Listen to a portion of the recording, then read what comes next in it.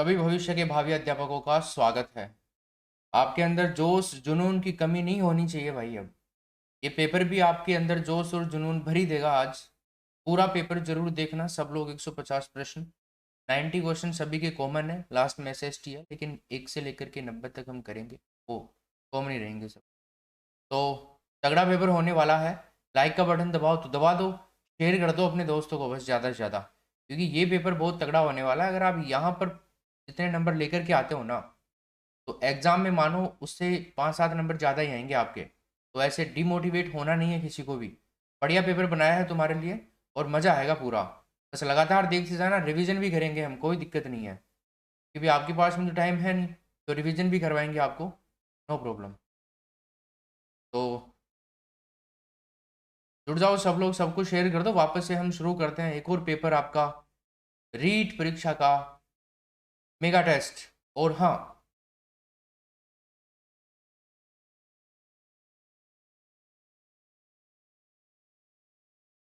ध्यान रखिएगा, कल कितने बजे दोस्तों?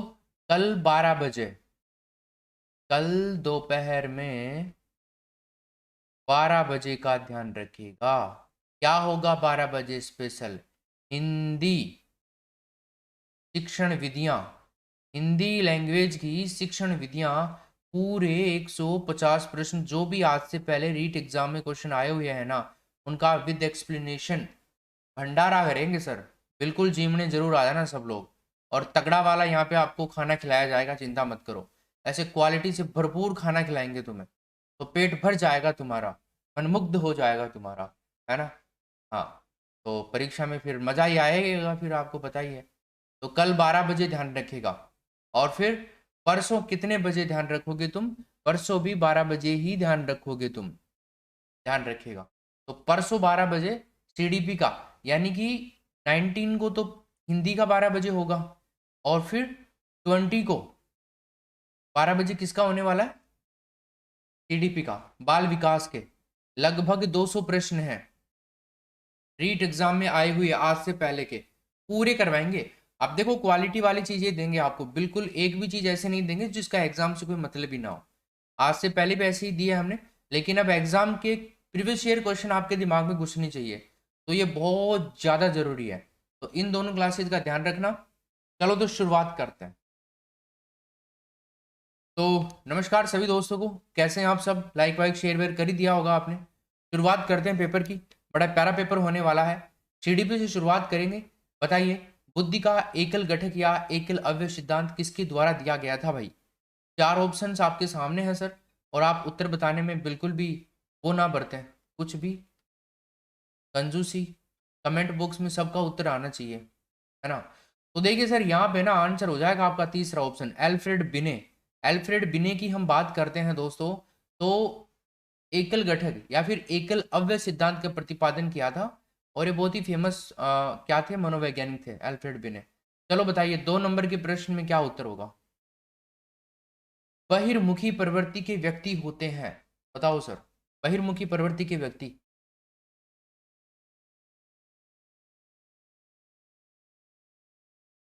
तो देखिए दोस्तों, बहिर्मुखी प्रवृत्ति के जो व्यक्ति होते हैं ना, ये सामाजिक और इनका जो व्यवहार होता है ना, वो मित्रतापूर्ण होता है।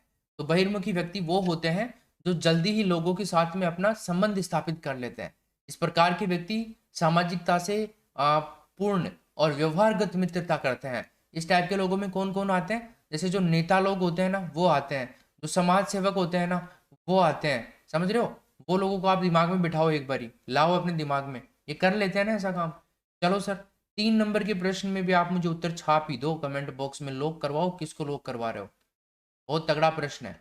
सामाजिक पैमाने की विधि के अनुसार इनमें से सुपरस्टार यानी कि अति मानव वो होता है जिसे, बताइए क्या उत्तर होगा?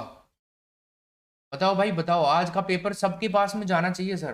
देखो, तुम्हारे लिए बहुत मेहनत करी है आज के पेपर के लिए, तो सभी के पास में पहुंच जाना चाहिए, शेयर हो जाना चाहिए। तो सर, इसमें जो उत्तर होगा ना, वो होगा नंबर 1 ऑप्शन, ज्यादातर लोगों द्वारा चयन किया जाना।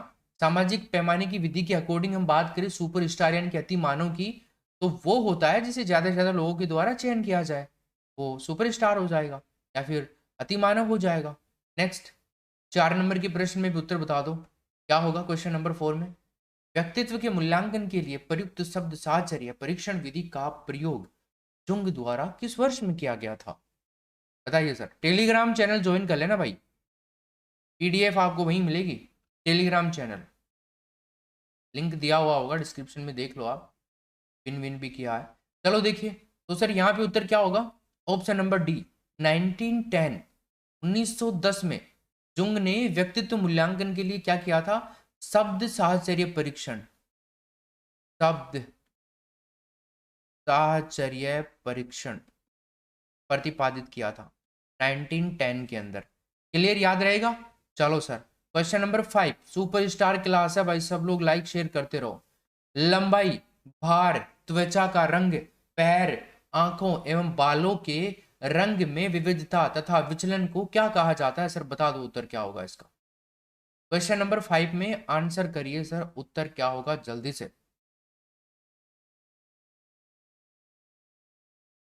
तो भाई साहब देखिए, यहां पे जो उत्तर होगा ना वो होगा बी ऑप्शन, भावनात्मक अंतर।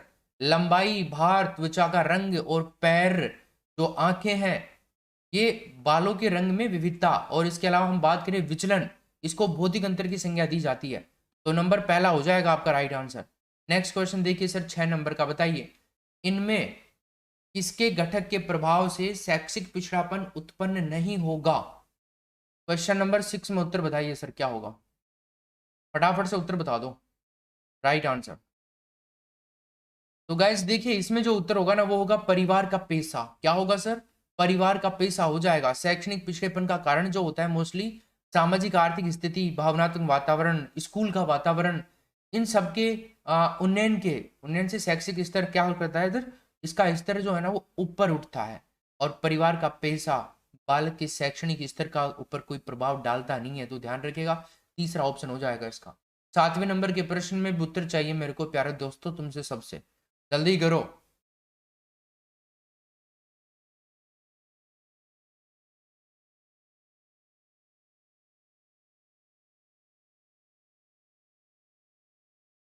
बहुत ही बढ़िया, शानदार, लाजवाब, बेहतरीन।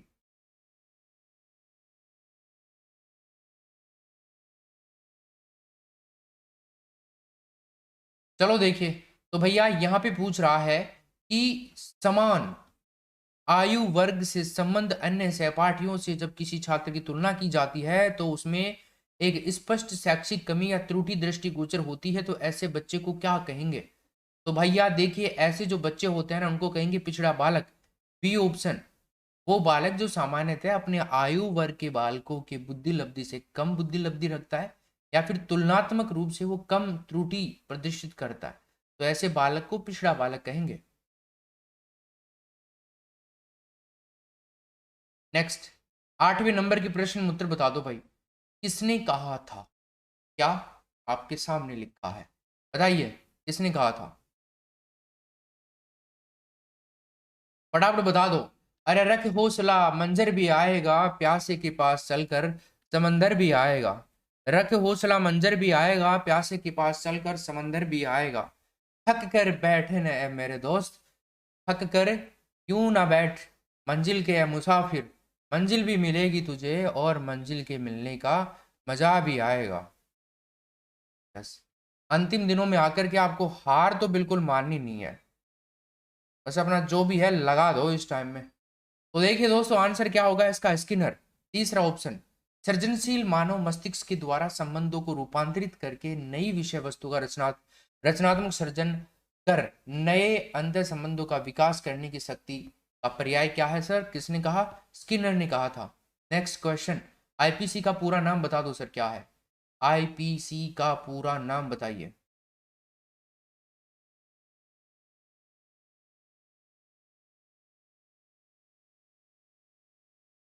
यही होता है क्या जी?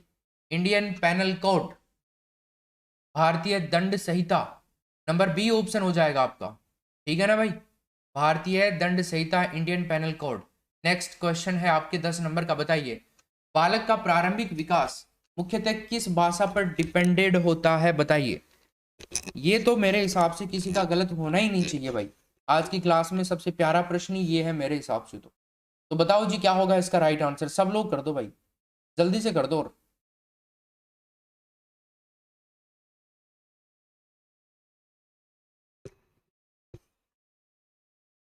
एक,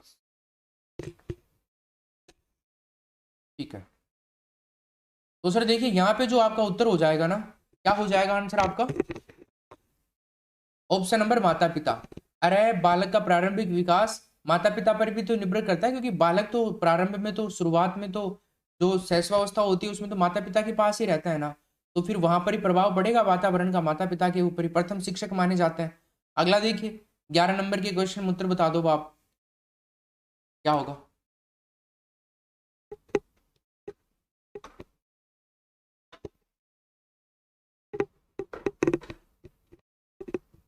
तो भाई साहब देखिए यहाँ पे ना सामान्यतः ये देखा जाता है कि बच्चा थोड़ी बहुत मायनों में अपने माँ बाप से भिन्न होता है।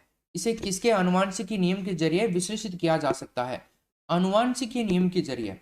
तो सर देखिए यहाँ पे जो आपका उत्तर होगा वो हो जाएगा ऑप्शन नंबर बी, विभेद।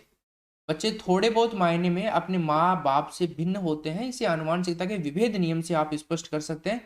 बी ऑप्शन होगा इसका सही उत्तर। 12 नंबर के प्रश्न में उत्तर बताइए क्या होगा? किसी जिज्ञासु छात्र को प्रेरित करने में निम्न में से कौन एक का कारगर उपाय है? इनमें से कौन? तो सर यहाँ पे आंसर होगा प्रशंसा के द्वारा, बी ऑप्शन। देखो सकारात्मक अभिप्रेरणा सबसे उपयुक्त मानी जाती है, राइट, सही बात है ना। यानी कि प्रशंसा करके किसी जिज्ञासु बाल को प्रेरित किया जा सकता है, और यही सर्वाधिक उपयुक्त इसकी क्या होगी, मेथड होगी। नेक्स्ट 13 नंबर के प्रश्न में सर उत्तर बताइए आप, क्या होगा? खेल कूद के जरिए बच्चों में किस प्रकार का विकास संभव है, बताओ। फटाफट से उत्तर कर दीजिए दोस्तों। खेल कूद के जरिए बच्चों में किस प्रकार का विकास संभव है? तो सर यहाँ पे ना आपका उत्तर होगा, देखिए परस्पर सम्मान की भावना का विकास संभव है, सही बात है। सहयोग एवं सामंजस्य की भावना का विकास भी संभव है, और सामाजिक गुणों का विकास भी संभव है। तो डी ऑप्शन हो जाएगा सर इसमें, ठीक है ना। खेल कूद के जरिए बालकों में शारीरिक विकास, ठीक है, साथ साथ में सहयोग और सामंजस्य की क्षमता भी डेवलप होती है। परिणाम स्वरूप जो बालक होता है उसमें सामाजिक गुण भी डेवलप हो जाते हैं, तो सारे होते हैं। अगला देखिए 14 नंबर में उत्तर बताओ, क्या बुद्धिमान माता पिता अभिभावक के बच्चे संतानें सदैव पढ़ाई में तेज होते हैं? यस और नो? या फिर मनोविज्ञान इस संबंध में कोई जवाब ही नहीं देता है, या फिर ईश्वर पर डिपेंड करता है? ये मेरे हिसाब से इन दोनों में आंसर होना चाहिए भाई, क्यों, सही बोल रहा हूँ ना। ये दो तो बिना तुक्के के प्रश्न है, तुक्के भी लगाओगे तो इन दोनों में लगाओगे, पर तुक्के लगाने की जरूरत ही नहीं है ना, इतने तो मेच्योर हो ही आप लोग। तो नहीं करेंगे आंसर, बी ऑप्शन। बुद्धिमान माता पिता के बच्चे सदैव पढ़ाई में तेज होते हैं, जरूरी नहीं है। बुद्धिमान माता पिता के बच्चे जो होते हैं ना सदैव पढ़ाई में कमजोर भी होते हैं, ये भी जरूरी नहीं है। और पढ़ाई में तेज भी होते हैं, ये भी जरूरी नहीं है। कोई तो आईएएस बन जाते हैं और कोई चपड़ासी भी नहीं बन पाते। कोई हांडता फिरी ची गलिया का मायने, कोई क्या क्या करते हैं, कंपनियां खोल करके अपना रोजगार, अपना मतलब लोगों को रोजगार दे रहे, कुछ भी, मतलब जो भी है तुम समझ गए। आगे देखिए 15 नंबर के प्रश्न में बताइए क्या होगा राइट आंसर, फटाफट करो। बहुत ही बढ़िया, करो भाई। बच्चों के सामाजिकरण करने की दो विधियों में से एक स्नेहपरक सजा एवं दूसरी कौन सी है? याद कर लेना, एक तो आपको दे ही रखा है स्नेहपरक सजा, और दूसरी कौन सी है सर बताइए।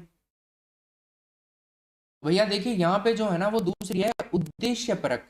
कौन सी है? उद्देश्य परक सजा सम्मिलित है इसमें। बच्चों के सामाजिकरण करने की दो विधियों में प्रथम तो स्नेह परक होगी और दूसरी उद्देश्य परक। नेक्स्ट 16 नंबर के क्वेश्चन में उत्तर करो सर, क्या होगा? जीवन की शुरुआती अवधि के दौरान यदि किसी भाषा को सीख लिया जाता है तो हर बच्चा, या फिर अगर हम बात करें 16 नंबर के क्वेश्चन की, तो इसमें पूछ रहा है आपसे कि 2 से 3 वर्ष की आयु के मध्य एक बच्चे की भाषाई विकास दर प्रतिशत में लगभग, बता दो भाई, बहुत तगड़ा क्वेश्चन है।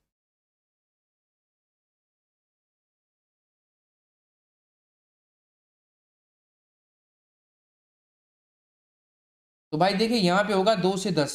आप लोग कोई ये टिका रहे हैं, कोई ये टिका रहे हैं ना, बी ऑप्शन होगा इसका राइट आंसर। 2 से, देखो एक तो 2 से 10 आ गया, लेकिन 2 से 3 वर्ष की बात करें हम, तो इस आयु के मध्य किसी भी बच्चे की भाषा शब्दकोश भंडार ये लगभग कितना होता है? 100 होता है 2 से 3 वर्ष का। लेकिन अगर 2 से 10 वर्ष की बात करें ना, तो ये बहुत ज़्यादा बढ़ जाता है और आपका इस प्रश्न का उत्तर हो जाएगा ये। नेक्स्ट देखिए,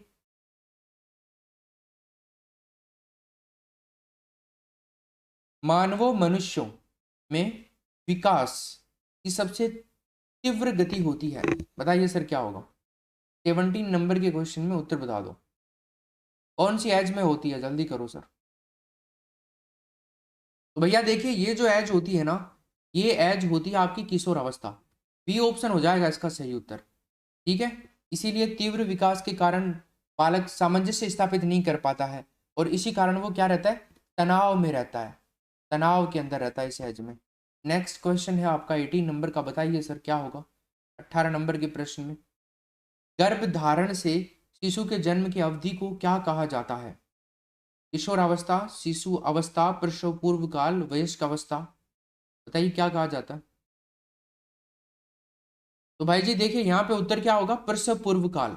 तीसरा ऑप्शन हो जाएगा आपका राइट आंसर, ठीक है सर, प्रसव पूर्व काल हो जाएगा। गर्भ धारण से शिशु के जन्म की अवधि प्रसव पूर्व काल कहलाती है। इस अवधि की बात करें तो लगभग 280 दिन, ठीक है सर, या फिर मंथ में काउंट करें तो 9 मंथ्स, महीने नहीं, 9 महीने। अगला प्रश्न देखिए तगड़ा, जीन पियाजे द्वारा परिभाषित चरण जिसमें ज्ञानात्मक विकास की शुरुआत शिशु द्वारा अपनी संवेदना, विवेक एवं गतिविधि का इस्तेमाल दुनिया को समझने के साथ होती है, क्या कहलाता है? कौन सी अवस्था? संवेदी मोटर, संचालन पूर्व, साकार अवस्था, या फिर इनमें से कोई भी नहीं? तो भैया देखिए, यहाँ पे उत्तर होगा आपका नंबर 1 ऑप्शन, संवेदी मोटर अवस्था। पियाजे ने मानव के संज्ञानात्मक विकास को 4 स्तरों में बांटा। प्रथम स्तर संवेदी मोटर अवस्था, और आपको बता दें ये 0 से 2 वर्ष का टाइम माना गया है इसके अकॉर्डिंग। तो इसमें क्या होता है ना, बालक अपनी संवेदना और जो गतिविधियां होता है ना, उनका इस्तेमाल करने लग जाता है, अपने भावों को अभिव्यक्त करना, और जो दूसरे के भाव होते हैं उनको समझने के लिए भी वो तैयार लगभग धीरे धीरे हो जाता है, ठीक है। आगे चलते हैं, 20 नंबर के प्रश्न में उत्तर बताओ।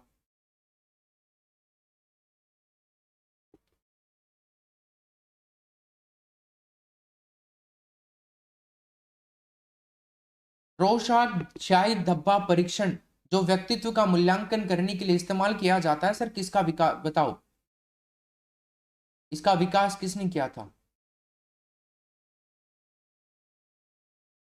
हरमन रोसा, नंबर 3 ऑप्शन, रोसा शाही धब्बा परीक्षण, इसलिए तो नाम पड़ा है इसका। ये परीक्षण व्यक्तित्व के मूल्यांकन की विधि है, ध्यान रखिएगा, बहुत इंपॉर्टेंट है। आपको पूछ सकता है निम्न में से कौन सी व्यक्तित्व के मूल्यांकन की विधि है, तो ध्यान रखना आप लोग, व्यक्तित्व के मूल्यांकन की विधि है ये, ठीक है, क्या है दब्बा परीक्षण। अगला देखिए, बहुबुद्धि का सिद्धांत किसने दिया था, बताओ भाई, बहुबुद्धि का सिद्धांत किसके द्वारा दिया गया था, आंसर करो फटाफट से। जिन पियाजे, बिने, हार्वर्ड गार्डनर, या तो फिर इनमें से कोई भी नहीं? तो भाई मेरे देखिए, यहाँ पे जो उत्तर होगा ना आपका, वो होगा हार्वर्ड गार्डनर। बहुबुद्धि सिद्धांत का प्रतिपादन किसने किया सर? हार्वर्ड गार्डनर ने किया।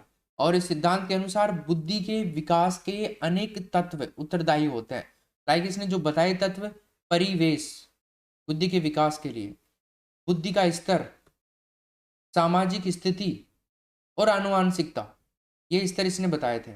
नेक्स्ट, चलो 22 बता दो, अपने आसपास के वातावरण या माहौल के साथ सामंजस्य बैठाने या ढालने की क्षमता से बुद्धिमत्ता का संबंध जोड़ने वाला मनोवैज्ञानिक कौन था, बताओ जी।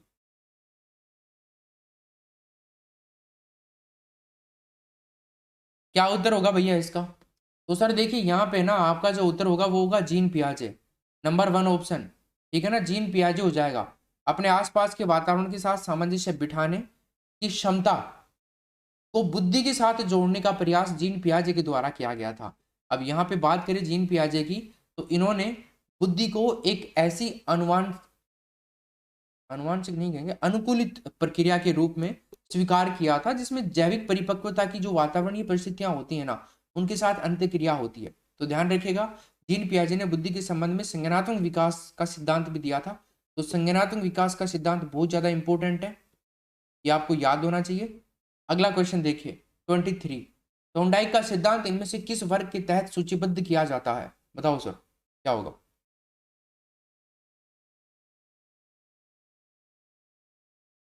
तो भाई मेरे देखिए आंसर क्या होगा, व्यवहारिकता का सिद्धांत। नंबर वन ऑप्शन क्या हो जाएगा? व्यवहारिकता का सिद्धांत। थॉर्नडाइक एक व्यवहारिक मनोवैज्ञानिक थे, यानी कि इनके सिद्धांत को व्यवहारिक सिद्धांत के अंतर्गत रखा जाता है। सब बात सही है तुम्हारी। नेक्स्ट करते हैं बात 24 नंबर के क्वेश्चन में। ये लीजिए सर, बताइए। ध्वनि की गति के अनुक्रम एवं उसकी संरचना को विनियमित करने के नियमों से संदर्भित भाषा का घटक अवयव क्या कहलाता है?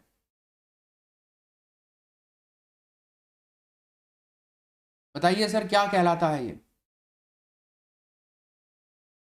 तो फ्रेंड्स ये कहलाता है ध्वनि उच्चारण विज्ञान। तीसरा ऑप्शन होगा आपका राइट आंसर। क्या कहलाता है? ध्वनि उच्चारण विज्ञान। हाँ, तो ध्वनि विज्ञान के अंतर्गत ध्वनि की जो गति होती है और उसकी जो संरचना होती है उसके संदर्भ में भाषा का अध्ययन किया जाता है। अगला क्वेश्चन 25, बताइए। इनमें से कौन सी ग्रंथि पीयूष ग्रंथि को नियंत्रित करती है तथा इस प्रकार की शरीर की सामान्य तथा आनुपातिक विकास को प्रभावित करती है?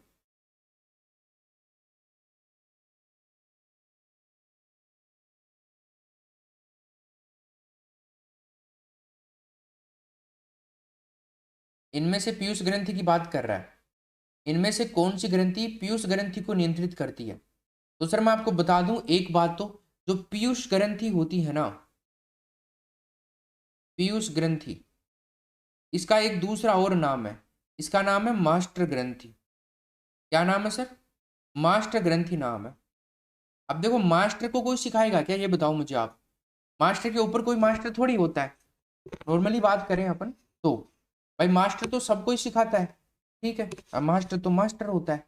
आप भी मास्टर बनने वाले हो, तो आपसे जो बच्चे पढ़ने वाले हैं वो उसी टाइम में आपके मास्टर थोड़ी बन जाएंगे, नहीं ना। तो आप ही मास्टर रहोगे। तो मतलब पीयूष ग्रंथि मास्टर ग्रंथि है, मतलब इसके ऊपर कोई ग्रंथि नहीं है भाई, ध्यान रखिएगा। तो चाहे यौन ग्रंथि हो, चाहे थायराइड ग्रंथि हो, चाहे मूत्र ग्रंथि हो, ये सभी ग्रंथियों के द्वारा ये कंट्रोल में नहीं रहती है। ये सबका बाप है मास्टर ग्रंथि, ऐसे समझ लो आप। ये सेल्फ नियंत्रित रहती है, ठीक है ना, स्वयं नियंत्रित रहती है ये। इस बात का आपको ध्यान रखना है।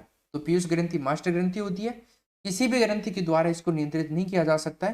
तो राइट आंसर आपका डी ऑप्शन होगा, जो बहुत कम लोगों ने सही उत्तर बताया है। अगला देखिए।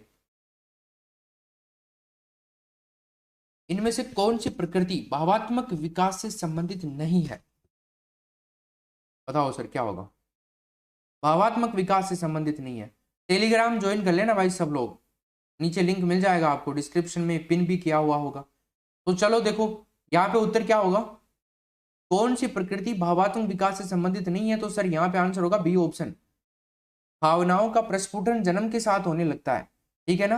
देखो, भावात्मक विकास मानव के जन्म से प्रारंभ नहीं होता है। बच्चे में स्टार्टिंग में भावनाएं थोड़ी आती है, नहीं आती ना। तो ये विकास मानव के जो सामाजिक परिवेश होता है ना, जब एंटर करता है उस टाइम में डेवलप होता है, उस टाइम में स्थापित होने का मतलब काम होता है इसका। तो शारीरिक विकास का संबंध बात करें तो शारीरिक विकास का संबंध भावनात्मक विकास से नहीं होता है। नेक्स्ट 27 में बताइए, एक शिशु का सामाजिक विकास किसके ऊपर निर्भर करता है? बताओ सर, एक शिशु का सामाजिक विकास किसके ऊपर निर्भर करता है? तो गाइस देखिए, उसकी अन्य लोगों के साथ अंतःक्रिया के ऊपर, ठीक है सर। शिशु को मिलने वाले प्यार और अपनत्व के ऊपर, ये भी ठीक है सर। उसके द्वारा दूसरों का ध्यान अपनी ओर आकर्षित करने की क्षमता के ऊपर, ये भी सही बात है सर। और बुक सभी बिल्कुल सही है, डी ऑप्शन हो जाएगा। शिशु का सामाजिक विकास का निर्धारण उसका लोगों के साथ अंतःक्रिया, पारिवारिक स्नेह, प्यार, प्रेम, दुलार और साथ ही साथ लोगों को अपनी ओर आकर्षित करने की क्षमता भी शिशु के सामाजिक विकास का अपना प्रभाव डालती है, ठीक। नेक्स्ट चलो बताइए, व्यक्तित्व स्थायी समायोजन है। बताइए सर, व्यक्तित्व स्थायी समायोजन है पर्यावरण के साथ, जीवन के साथ, प्रकृति के साथ, या तो फिर उपरोक्त सभी। करो उत्तर क्या होगा?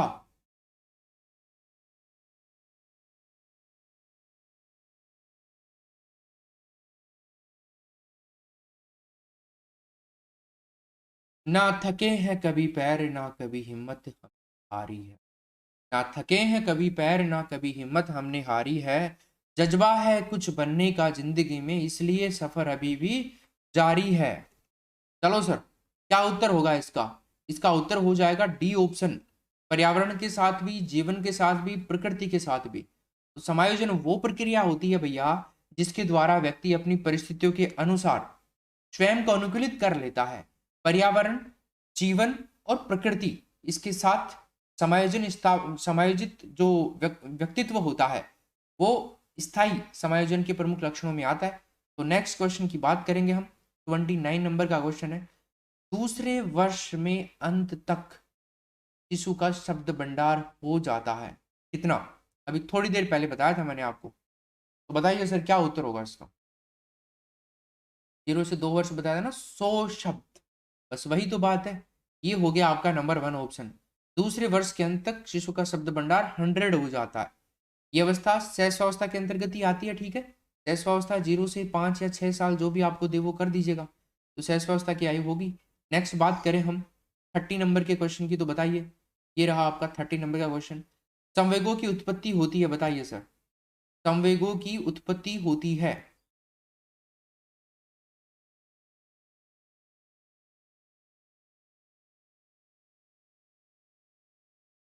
तो भैया देखिए, संवेगों की जो उत्पत्ति है ना, ये होती है, ऑप्शन नंबर ए हो जाएगा, मूल प्रवृत्ति। प्राणी की उत्तेजना, मनोवैज्ञानिक और शारीरिक दशा को संवेग कहा जाता है, ठीक है। जिसे किसी निश्चित उद्देश्य के लिए प्राणी की जो भावनाएं होती है ना, मनुष्य की जो भावनाएं होती हैं, या फिर जिनको बोली नहीं आती है ना, जिनके दिमाग नहीं होता है, उनके भी प्रबल हो जाती है ये, है ना। तो उत्तेजना सभी के अंदर रहती है, जो भी जीव है। तो इन संवेगों की उत्पत्ति प्राणी की मूल प्रवृत्तियों के कारण होती है, ध्यान रखिएगा। तो आंसर हमारा क्या हो जाएगा? पहला ऑप्शन, ठीक है। मेरे को ये बता दो बाप, 30 में से प्रश्न हुए कितने सही तुम्हारे, है ना? गुड, बहुत अच्छा, ठीक है। चलो अब देखो आगे चलते हैं अपन। सीडीपी कंप्लीट हो गई है, 30 क्वेश्चन हो गए हैं आपके। अब नेक्स्ट चलते हैं हम लोग यहां से आगे की ओर।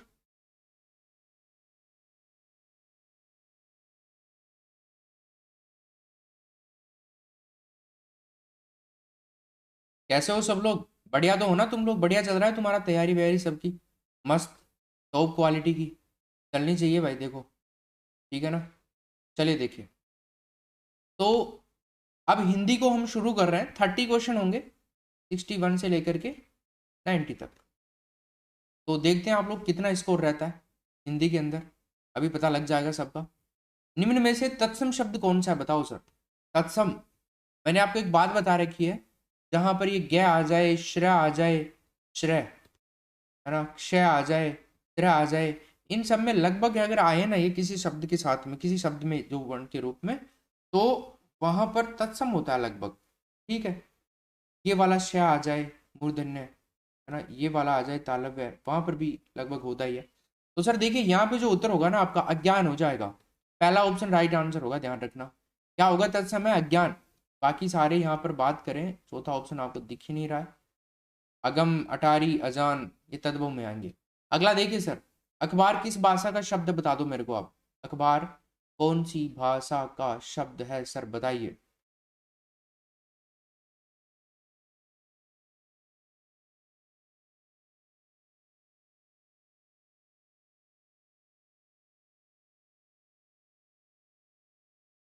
ठीक है, तो देखिए दोस्तों, यहाँ पे जो उत्तर होगा ना आपका, वो हो जाएगा ऑप्शन नंबर आपका बी, फारसी भाषा का शब्द है ये। अखबार जो है फारसी का शब्द है, ध्यान रखना। 63 में उत्तर बता दो, आप थोड़ा फास्ट चल रहे हैं अपन, फटाफट से उत्तर बताते जाओ। नेत्र शब्द कैसा है? अभी तो केवल इतना ही है कि तुम्हारे हो कितने सही रहे हैं, है ना। तो इससे क्या है ना, तुम्हें मोटिवेशन मिलेगा और बहुत सारी चीजें, ताकि एग्जाम में ज्यादा दिक्कत ना आए आपको। सारा कुछ पहले ही आप करके जाओगे, तैयारियां वैयारियां, तो तैयारी करके जाते हैं हम लोग बढ़िया, तो फिर कोई दिक्कत होती भी नहीं है वैसे भी। तो नेत्र शब्द की बात कर रहा है सर, तो नेत्र शब्द जो है ना, ये पुल्लिंग है। नंबर 1 ऑप्शन हो जाएगा, कहीं आप स्त्रीलिंग टिकाई आओ। अगला देखिए, अपना कार्य स्वयं करें, इसमें कारक बताओ सर। संबंध कारक है, संप्रदान है, करण है, कर्म है, बताइए कौन सा कारक है इसके अंदर।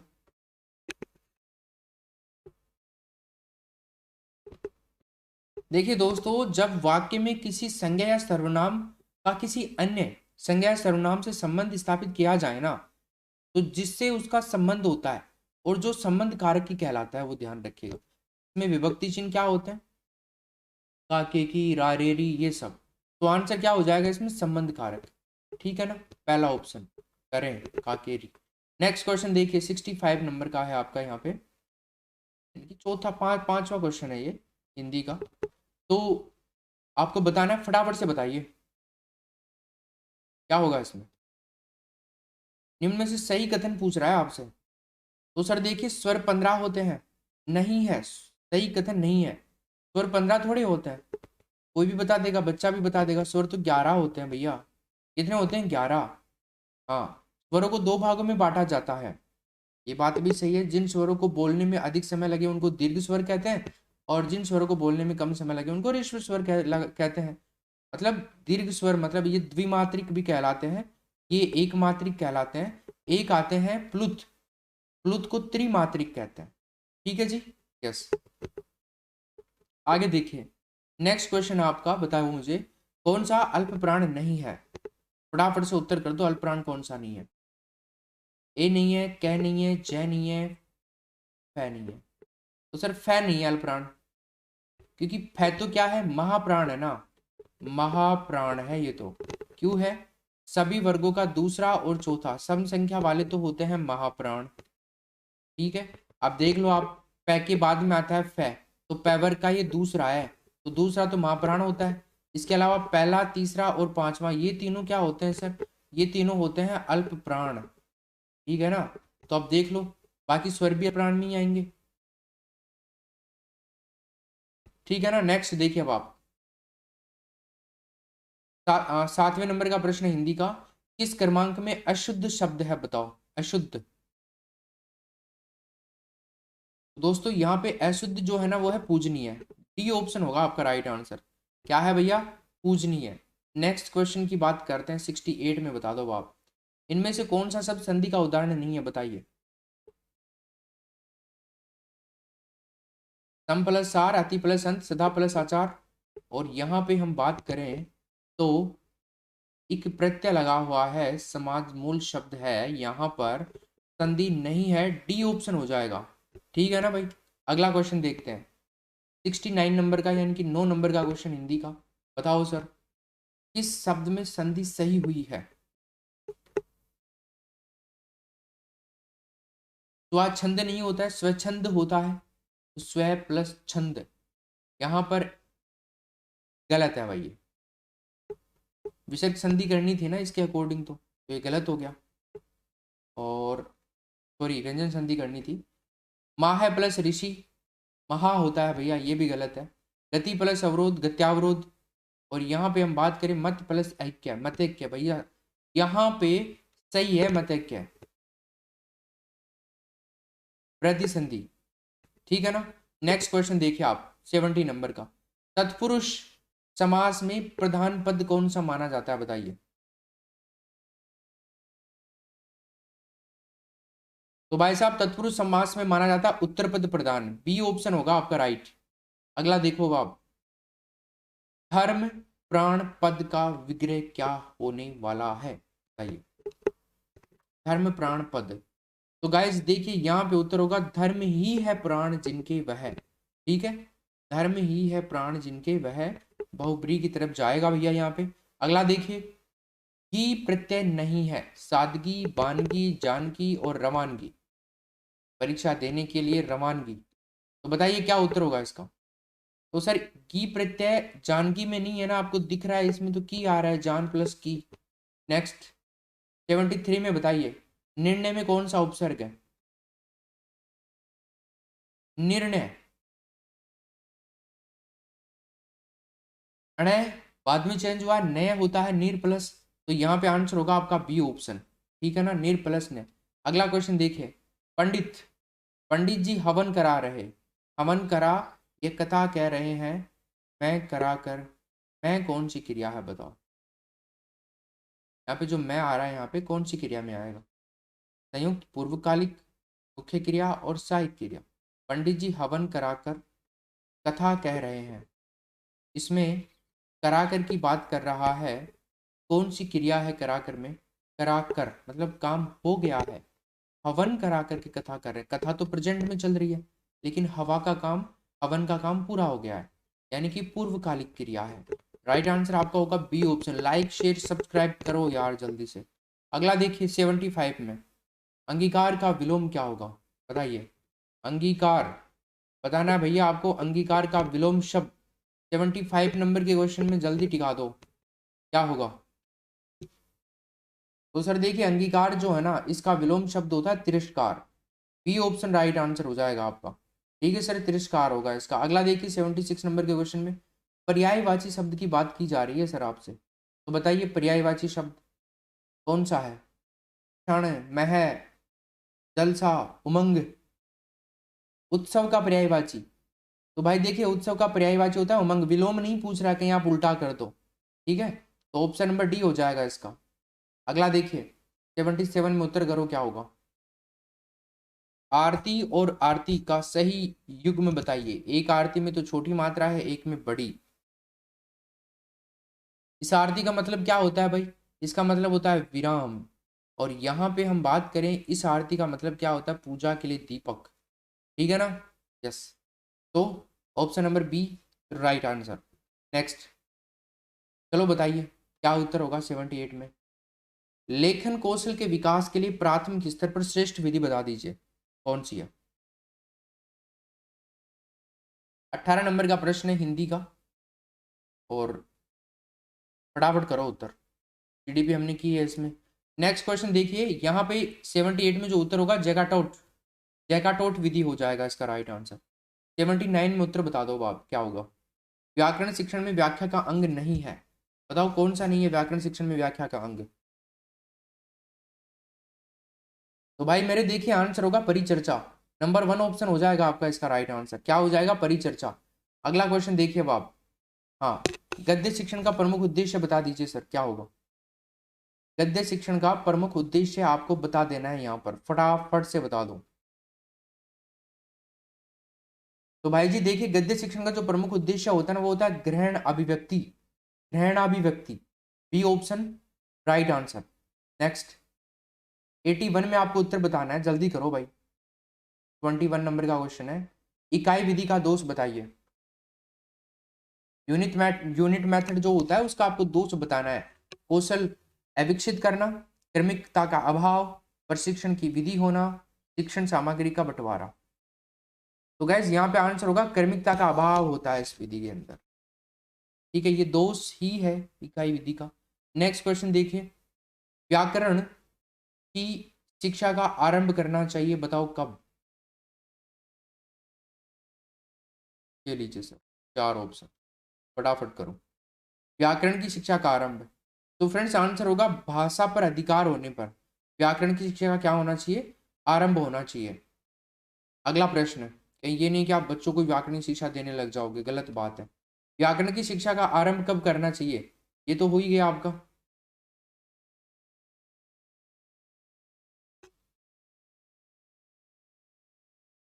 ये उल्टे कैसे हो, व्याकरण की शिक्षा का आरंभ करना चाहिए भाषा पर अधिकार होने पर।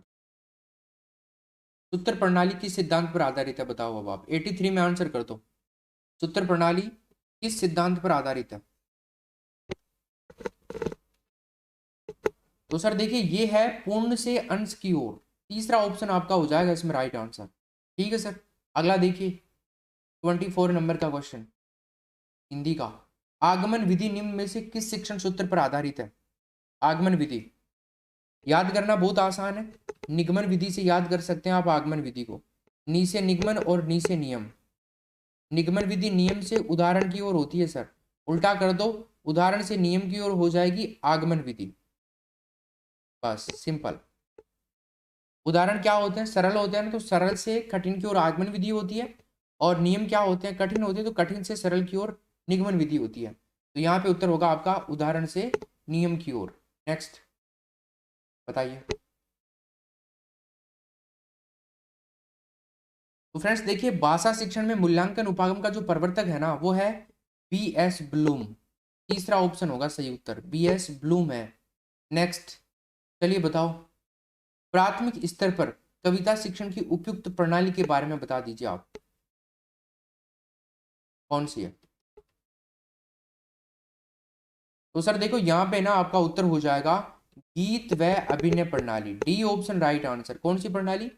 गीत व अभिनय प्रणाली। चलिए सर नेक्स्ट क्वेश्चन की बात करते हैं। बताओ प्रोजेक्ट प्रणाली का प्रवर्तन किसने किया था? बताइए कौन सी प्रणाली का दोस्तों? प्रोजेक्ट प्रणाली का प्रवर्तन।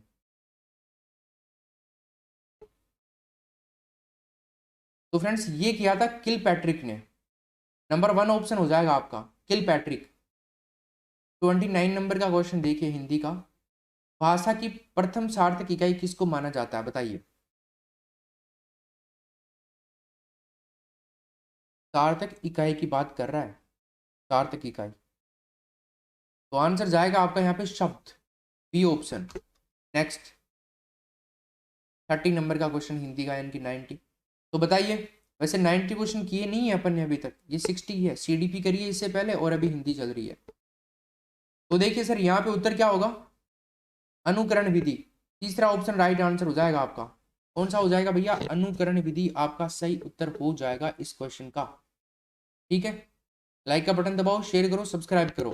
कितने परसेंट सही हुए 30 में से आपके? बताओ मेरे को आप फटाफट से। अब हम नेक्स्ट शुरू करने वाले हैं।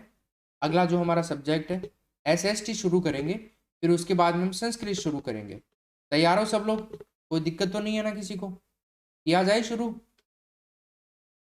किया जाए सर, किया जाए तो बहुत बढ़िया बात है। ये लो साहब आपके सामने हाजिर है, फिर किया जाए तो।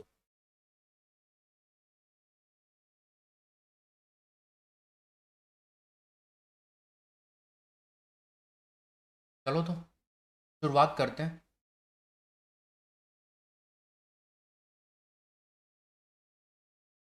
शेयर कर दो यार, शुरुआत कर रहे हैं अभी। और दूसरी आपके लिए, लाइक का बटन दबा दो जिसने नहीं दबाया है। लगातार बने रहिए, मज़ा आने वाला है। बहुत ही तगड़ा पेपर है आपका। सभी को राम राम। चलिए सर, क्या होगा बताइए? गुप्त काल के दौरान सोने का सिक्का क्या कहलाता था? क्या कर लीजिए आप, रूपक कहलाता था सर। नंबर 1 ऑप्शन हो जाएगा इसका। नेक्स्ट 2 नंबर के प्रश्न में उत्तर कीजिए सर, क्या होगा? निम्नलिखित स्थानों में से 1857 के विद्रोह के प्रकोप का सही क्रम बताना है आपको। फास्टली चलेंगे, आप फटाफट से इसमें बताते जाइए आंसर क्या होगा। 1857 के विद्रोह का सही प्रकोप, प्रकोप का सही क्रम बताना है। सही प्रकोप क्या? तो सर यहाँ पे नंबर 1 पे तो आएगा देखिए लखनऊ, नंबर 2 पर आएगा कानपुर, और सर नंबर 3 पर जो आना है आपका इलाहाबाद आना है। मतलब 2 1 3, number B option right answer. Next चलिए सर 3 नंबर के प्रश्न में उत्तर बता दीजिए। मुस्लिम लीग की स्थापना कब हुई थी? बताओ। ओ जी, मुस्लिम लीग की स्थापना कब हुई थी? बताओ क्या होगा आंसर। सर मुस्लिम लीग की स्थापना हुई थी 1906 में। कब हुई थी भैया? 1906 के अंदर हुई थी, ध्यान रखिएगा। क्वेश्चन नंबर 4, बताइए क्या उत्तर होगा सर। करो या मरो का संबंध किस आंदोलन से है? करो या मरो नारा किसने दिया था? कमेंट बॉक्स में उत्तर चाहिए, फटाफट से बता दो। कमेंट्स आपके देखे जा रहे हैं। करो या मरो का नारा किसने दिया था? तो भैया देखिए आंसर होगा भारत छोड़ो। ये शुरू इसका मतलब संबंध जो है करो मरो, करो या मरो का, वो है भारत छोड़ो आंदोलन से।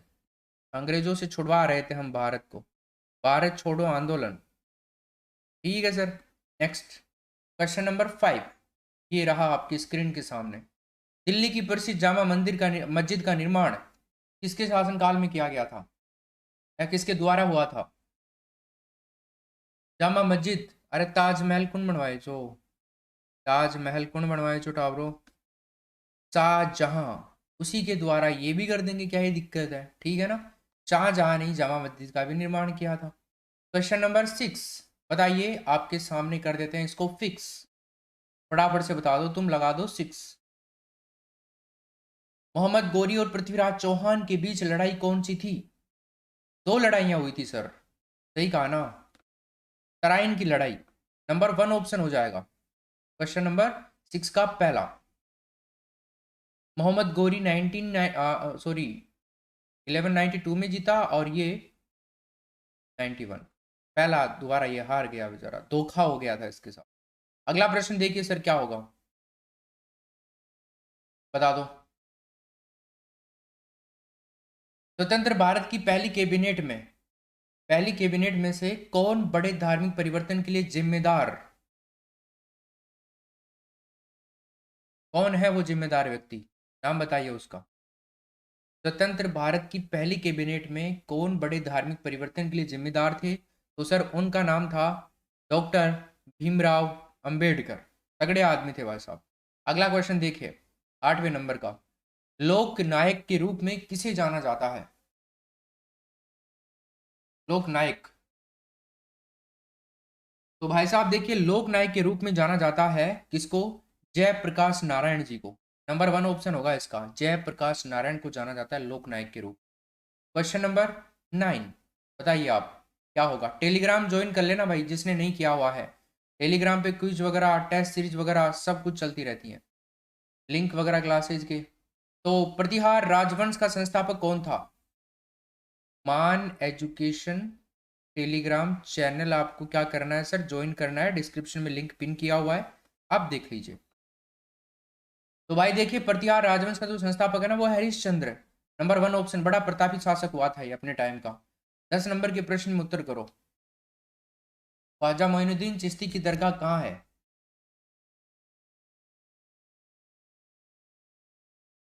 सर ख्वाजा मोइनुद्दीन चिश्ती की दरगाह दरगाह है अजमेर के अंदर। कहाँ पे है भैया, नंबर 1 ऑप्शन हो जाएगा अजमेर।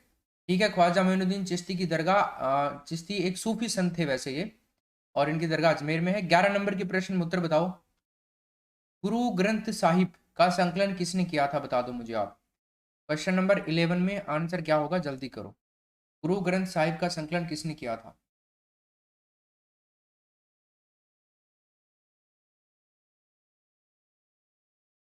तो सर देखिए ना यहाँ पे जो उत्तर होगा ना आपका, गुरु अर्जुन देव हो जाएगा राइट आंसर। पहला ऑप्शन क्या हो जाएगा, गुरु अर्जुन देव। ठीक है भाई, गुरु अर्जुन देव हो जाएगा। गुरु ग्रंथ साहिब का संकलन गुरु अर्जुन देव ने किया था।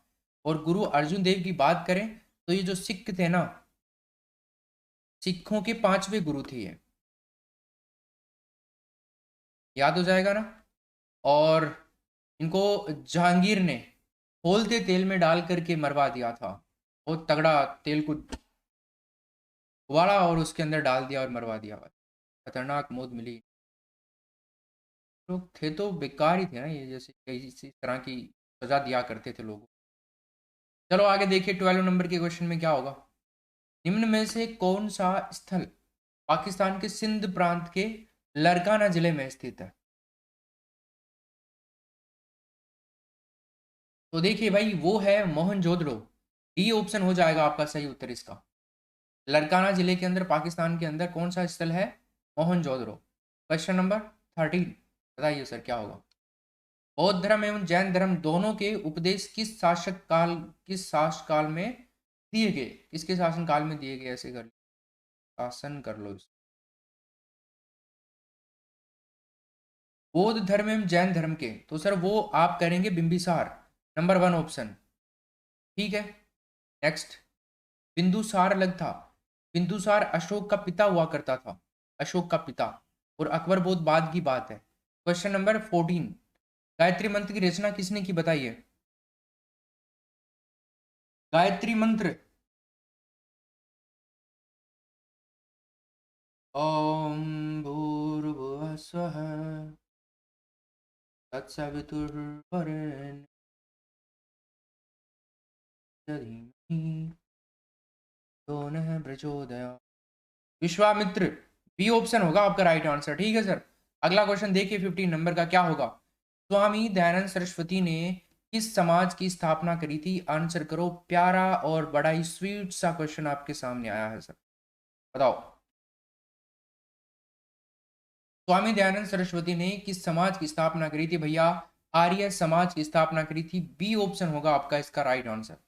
ठीक है सर, अगला क्वेश्चन 16 नंबर में भी बता दीजिए। भारतीय संविधान की प्रस्तावना, preamble of the Indian constitution, बताइए कितनी बार संशोधित की गई, आंसर करो सर क्या होगा।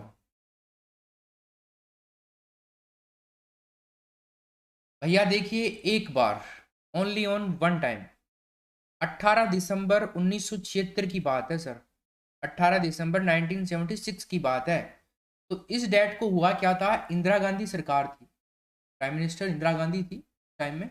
तो इस टाइम में हुआ क्या था, भारत में आपातकाल के दौरान प्रस्तावना को केवल एक बार संशोधित किया गया था, इमरजेंसी लगी थी उस टाइम में। क्वेश्चन नंबर 17, बता दो भाई उत्तर क्या होगा। 17 नंबर के क्वेश्चन में उत्तर चाहिए मेरे को, जल्दी कर दो। संविधान की 9वीं अनुसूची में रखे गए एक्ट को किस अनुच्छेद ने बचाया था?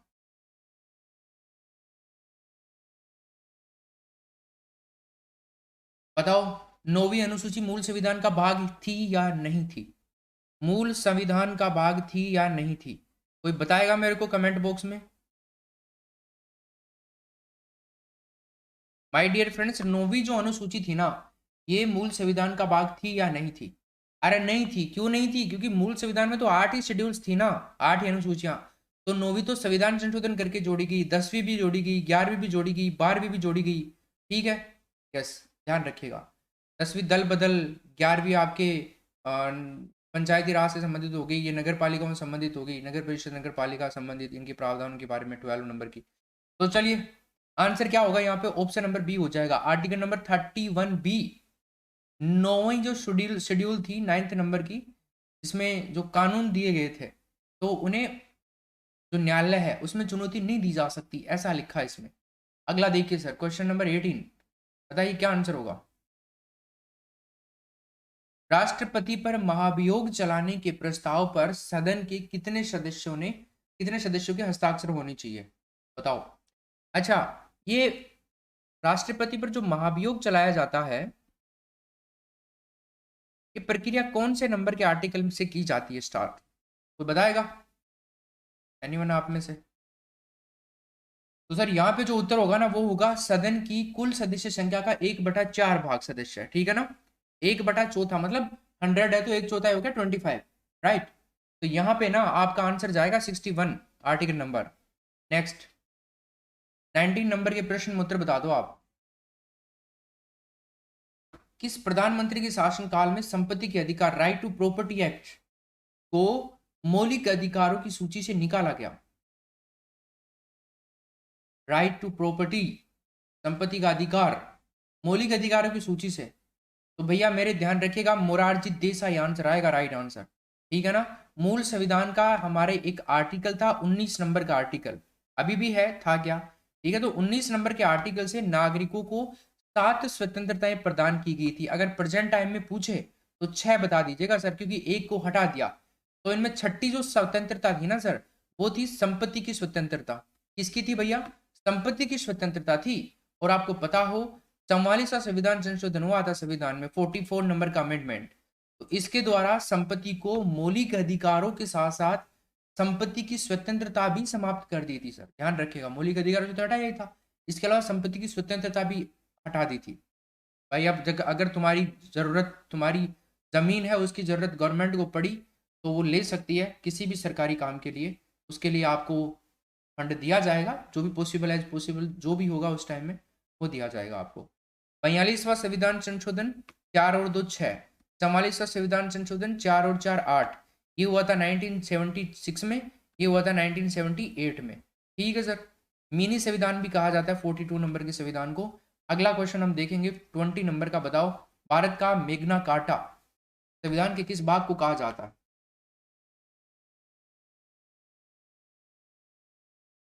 भाई साहब, भारत का मेग्ना कार्टा कहा जाता है भाग नंबर 3 को, ठीक है ना, यस।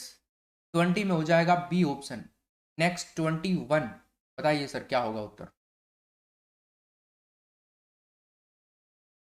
फटाफट बता दीजिए सर।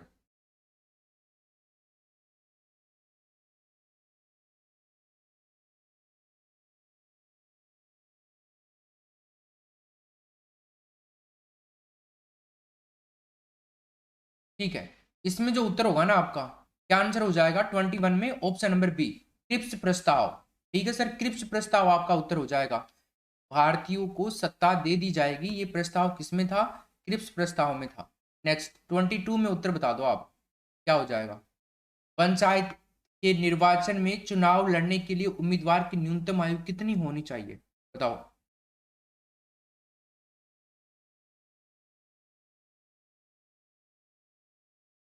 तो गैस देखिए आंसर क्या होगा 21, नंबर 1 ऑप्शन हो जाएगा इसका, 21 हो जाएगा, ठीक है ना सर। अगला क्वेश्चन देखिए 23 नंबर का क्या होगा आंसर बताओ। राज्य में जिला न्यायाधीश को निम्नलिखित में से कौन नियुक्त करता है, बता दीजिए।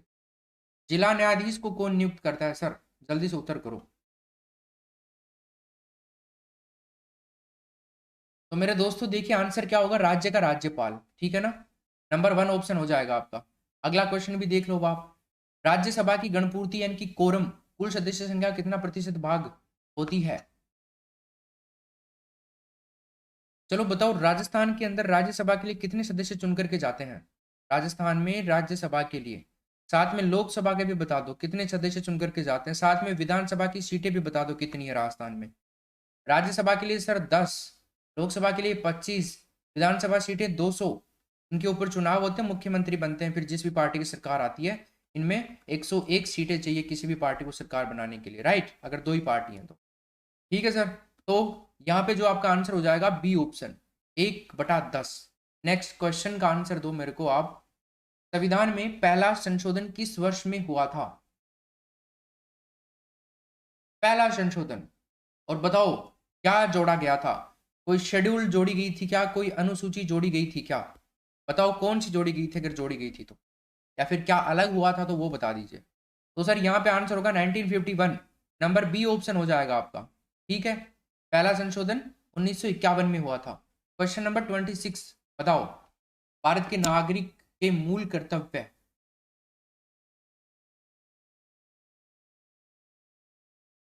तो फ्रेंड्स देखिए, भारत के नागरिक के जो मूल कर्तव्य है 42वें संविधान संशोधन के द्वारा संविधान में शामिल किए गए। ऑप्शन नंबर तीसरा होगा यहाँ पे सही उत्तर। 27 में उत्तर बता दो सर आप अब।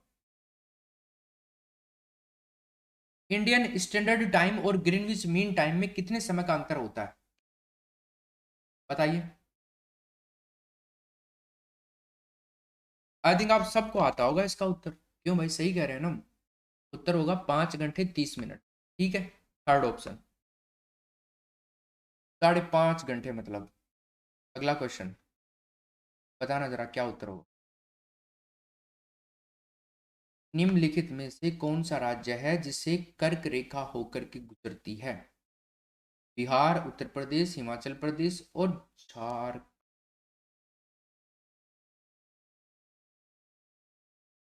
सर बिहार से नहीं गुजरती, यूपी से नहीं गुजरती, हिमाचल प्रदेश से नहीं गुजरती, झारखंड से गुजरती, सबसे पहले गुजरात से गुजरती, गुजरात से गुजरती, राजस्थान से गुजरती। देखो राजस्थान के अंदर कर्क रेखा की सबसे कम लंबाई है, ध्यान रखिएगा। अगर आपसे पूछ ले अकोर्ड भारत के जीके के अंदर पूछेगा वो इंडिया ज्योग्राफी में कि कर्क रेखा की लंबाई निम्न में से किस राज्य में सबसे कम है, तो क्या आंसर करने वाले हो आप लोग, बताइए मुझे। वहां पे सर आपका आंसर आएगा राजस्थान। केवल और केवल राजस्थान में 26 किलोमीटर ही है इसकी, और डूंगरपुर और बांसवाड़ा जिलों से ही होकर के गुजरती है। अगर इन जिलों में भी आपसे पूछ ले कि इन दोनों जिलों में, राजस्थान में दोनों जिलों में कौन से जिले में सबसे ज्यादा लंबाई है कर्क रेखा की, तो वहां पे बांसवाड़ा करना, क्योंकि बांसवाड़ा के मध्य से होकर गुजरती है और डूंगरपुर की सीमा बनाती है। 21 जून को सूर्य सीधा चमकता है कर्क रेखा पर, इसीलिए सबसे बड़ा दिन होता है उत्तरी गोलार्ध का 21 जून को, ध्यान रखिएगा। 13 घंटे और 27 मिनट का दिन होता है सर, ध्यान रखिए तुम लोग इस बात को, ठीक है। एमपी में सबसे ज्यादा है, मध्य प्रदेश के बिल्कुल बीचों बीच से गुजरती है, ठीक है। छत्तीसगढ़, झारखंड, पश्चिम बंगाल, त्रिपुरा, मिजोरम, ये टोटल 8 है। चलिए अगला क्वेश्चन देखते हैं हम। 29 नंबर के प्रश्न में उत्तर बता दो। हिमालय की श्रेणी में कौन प्राचीनतम है। देखो सर हिमालय है एक तो, है ना, और एक है अरावली। देखो इनके बारे में एक इंटरेस्टिंग फैक्ट ये है कि इन दोनों को है ना सर दादा पोता की जोड़ी कहा जाता है। किसकी जोड़ी कहा जाता है, दादा पोता की जोड़ी, ठीक है ना भाई। दादा पोता की जोड़ी कहा जाता है इन दोनों को, याद रखेगा तुम लोग, दादा पोता की जोड़ी इन दोनों को कहा जाता है। क्यों, देखो अरावली, अरावली जब 100 साल की थी ना, तब हिमालय 20 साल की थी, और दादाजी 100 साल के थे तो पोता 20 साल का होता है ना। तो देख लो अब आप कितना फर्क है इन दोनों के उद्भव को लेकर के। आप ये भी कह सकते हो इस धरती पर कुछ नहीं था ना उस टाइम में, अरावली पर्वतमाला तो जरूर थी। वलित पर्वतमाला है, विश्व की प्राचीनतम श्रृंखला है ये, बट टुकड़ों में विभाजित है, तो ध्यान रखिएगा। तो यहाँ पे आंसर क्या होगा, व्रत हिमालय श्रेणी। नेक्स्ट 30 नंबर में बताइए, पटकाई बुम नागा हिल्स और लुसाई हिल भारत के किस भूभाग में है। कोरा खासी जयंतियां जिस भूभाग में है ना, उस भूभाग में ये भी है भैया। हिमालय प्रदेश, सॉरी, तो मेघालय है ना, वहां पे है गोरा खासी जयंतियां, पिछली बार तुम्हारे क्वेश्चन आया था। तो यहाँ पे आंसर क्या होगा, पूर्वोत्तर, तीसरा ऑप्शन राइट आंसर। नेक्स्ट चलिए बताइए, उत्तरी गोलार्ध में व्यापारिक पवनी किस दिशा में बहती है, बताओ सर। उत्तरी गोलार्ध में व्यापारिक पवन है मेरे दोस्तों, आंसर होगा उत्तर पूर्व, बी ऑप्शन राइट आंसर। क्या हो जाएगा, उत्तर पूर्व हो जाएगा। नेक्स्ट क्वेश्चन भी देख लीजिए आप लोग यहाँ पे, बताइए निम्नलिखित में से किसको किसको वैनिशिंग ओशन यानी कि छिपता हुआ महासागर कहा जाता है, बताइए किसको कहा जाता है भैया, आर्कटिक महासागर को कहा जाता है, बी ऑप्शन होगा इसका सही उत्तर। 33 में उत्तर बता दो, सोना पत्थर की चट्टान कायांतरित हो जाती है तब बनता है ग्रेफाइट, क्वार्ट्जाइट, ग्रेनाइट और संगमरमर, बताओ किस प्रकार की चट्टान बनती है फिर। कायांतरिक हो जाने पर, रूप लेने पर बनती है संगमरमर। सुनो ना, संगमरमर की है मीनारें, क्यों भाई, ताजमहल बन रहा है इससे, ना हुआ। अगला देखिए 34 में क्या उत्तर होगा, मानचित्र पर स्थित अक्षांश व देशांतर रेखाओं के बारे में निम्न में से कौन सा कथन सत्य है। अक्षांश और देशांतर दोनों समांतर होती हैं क्या, बिल्कुल गलत बात है। दोनों एक दूसरे के लंबवत काटती हैं, बिल्कुल सब, दोनों एक दूसरे को लंबवत काटती हैं। देशांतर, ये देशांतर होती है, अक्षांश रेखाएं होती है, अक्षांश रेखाएं तिरछी होती है, देशांतर रेखाएं सीधी होती हैं। तो लंबवत काटती हैं कि नहीं काटती, बताओ। आप ग्लोब देखोगे तो आपको इस तरह से दिखेगा पूरा का पूरा, ठीक है सर। तो बी ऑप्शन बिल्कुल सही है इसमें। नेक्स्ट 35 नंबर के प्रश्न में उत्तर करो सर, क्या होगा फटाफट से। विश्व की सबसे बड़ी अवरोधक प्रवाल भित्ति ग्रेट बैरियर रीफ कहां पे है, ग्रेट बैरियर रीफ, जीबीएफ, जीबीएफ हमारे राजस्थान में भी है। तो राजस्थान में जो है ये, जो हड़ौती वाला एरिया है ना, इसके उत्तर में अरावली के सहारे सहारे पूर्व की ओर जा रही है। तो यहाँ पे आंसर क्या होगा, ऑस्ट्रेलिया के पूर्वी तट के सहारे ग्रेट बैरियर रीफ की बात करें, जीबीएफ, वहां पे जीबीएफ अपनी अलग है। चलो, मतलब जो मूंगा चट्टाने हैं ना उनको बोलते हैं, लेकिन राजस्थान के परिप्रेक्ष्य में इसका अलग अर्थ निकाला जाता है वो।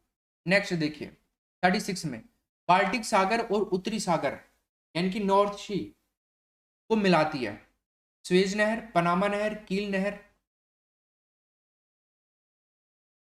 क्या नाम है उसका भाई साहब, उसका नाम है कील नहर, तीसरा ऑप्शन हो जाएगा सही उत्तर। अगला देखो सर, उत्तर क्या होगा, निम्न में से कौन सी ग्रीन हाउस गैस नहीं है, बताइए। देखो भैया, ग्रीन हाउस गैस ऑर्गन नहीं है, बाकी कार्बन डाइऑक्साइड भी है, मीथेन भी है, नाइट्रस ऑक्साइड भी है, ऑर्गन नहीं है ग्रीन हाउस गैस। नेक्स्ट, समताप मंडल में ओजोन परत का क्या काम होता है, बताओ भाई। 38 नंबर के क्वेश्चन में उत्तर कर दो जल्दी से। समताप मंडल में ओजोन परत का क्या काम होता है। तो मेरे दोस्तों, समताप मंडल में जो ओजोन परत का काम होता है ना, वो होता है भूतल पर पराबैंगनी किरण आपात को थामना, D option right answer. Next चलो बताइए, निम्न में से किस फसल को प्रति हेक्टेयर अधिक जल की आवश्यकता होती है, करो उत्तर।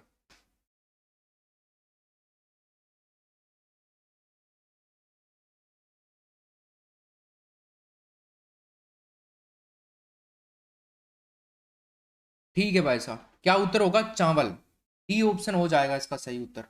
नेक्स्ट 40 में उत्तर बता दो आप, ओस, अमन और बोरी क्या है, बताओ। ओस, अमन और बोरी, बोरी आटा की बोरी के, हाँ भाई, क्या उत्तर होगा, विभिन्न मौसम में उपजाई जाने वाली चावल की किस्में हैं, डी ऑप्शन। माही कंचन किसकी होती है, माही कंचन और माही धवल, कोई बता सकता है। माही कंचन और माही धवल ये होती है मक्का की, और हमारे दक्षिणी राजस्थान के अंदर ये दोनों किस्में बोई जाती है, माही धवल और माही कंचन। देखो दक्षिण राजस्थान में माही नदी है ना, तो उससे माही माही से याद कर लीजिए आप। अगला देखिए 41, क्या उत्तर होगा, पृथ्वी की लगभग कितनी प्रतिशत भूमि कृषि योग्य है, पूरी पृथ्वी की बात की जा रही है आपसे यहाँ पे, बताइए भाई क्या होगा। 10, 20, 30 और 40, तो सर केवल और केवल 20% है, बी ऑप्शन हो जाएगा। या आप इसको बोल सकते हो 11.58 मिलियन वर्ग किलोमीटर। ठीक है।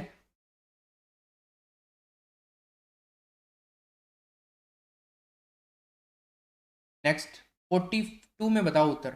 थार का कल्प वृक्ष कहाँ जाने वाला वृक्ष बताइए, कौन सा है थार का कल्प वृक्ष कहाँ जाने वाला वृक्ष। सर उत्तर बता दो, रोहिड़ा, सागवान, बबूल और खेजड़ी। तो गैस देखिए आंसर क्या होगा, खेजड़ी। नंबर आपका हो जाएगा डी ऑप्शन, खेजड़ी हो जाएगा सर। नेक्स्ट क्वेश्चन भी देख लेते हैं अब हम। बताइए निम्नलिखित में से वो जिला कौन सा है जिसमें एक अति आर्द्र जलवायु प्रदेश का भाग है। अति आर्द्र जलवायु प्रदेश, देखो अति आर्द्र के अंदर है ना हाड़ौती वाला एरिया आता है। कौन सा आता है, हाड़ौती और वागड़ प्रदेश। वागड़ प्रदेश, इसके अलावा माउंट आबू भी आता है। माउंट आबू में एवरेज बारिश होती है 150 सेंटीमीटर। कितनी होती है भाई, 150 सेंटीमीटर। वागड़ प्रदेश में 3 जिले आते हैं, कौन कौन से, प्रतापगढ़, डूंगरपुर और बांसवाड़ा, ये आते हैं सर, ध्यान रखिएगा। और ये हाड़ौती के अंदर 4 जिले आते हैं, 12, जो कि इस क्वेश्चन का राइट आंसर होगा। कोटा, झालावाड़ एंड आपका बूंदी, ये 4 जिले। तो ये अति आदर में आते हैं। अति आदर में वैसे बूंदी को नहीं ऐड किया जाता है, आप हाड़ौती के 3 जिले याद रखना वैसे। ठीक है ना सर, ये हो जाएगा।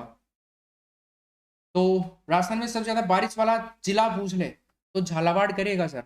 सबसे ज्यादा बारिश वाला जिला झालावाड़ करोगे। आर्द्र क्षेत्र जिसको हम बोले वो आर्द्र सबसे ज्यादा झालावाड़ है। और अगर आपसे पूछ ले स्थान सबसे ज्यादा आर्द्र कौन सा है, तो फिर आप माउंट आबू कर देना। झालावाड़ के अंदर 100 सेंटीमीटर एवरेज बारिश होती है और यहाँ पर 150 सेंटीमीटर एवरेज बारिश होती है।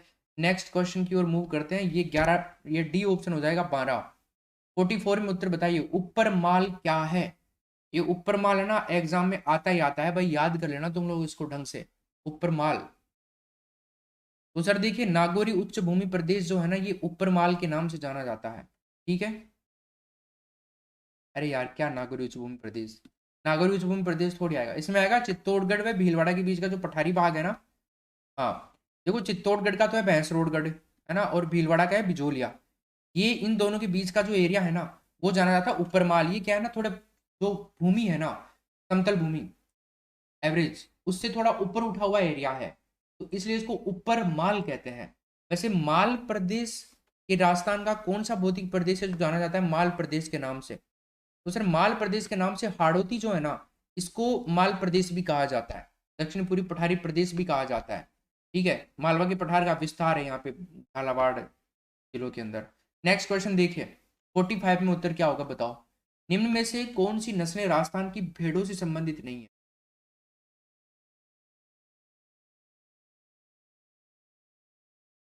राजस्थान की भेड़ों से संबंधित, देखो भाई सूरती और मुर्रा क्या है, भैंस।